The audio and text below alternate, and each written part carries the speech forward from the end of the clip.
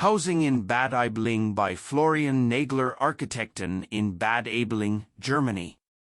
Against the background of a build simply, we developed a simple type of house for the WOGENO property, which is accessed via a common entrance that leads to two central stairwells. The house is based on a clear grid of 3.10 m, which relates well to planned timber construction.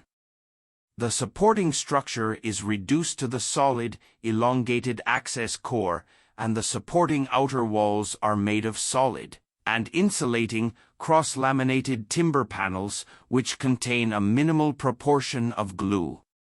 8 apartments are planned for each floor.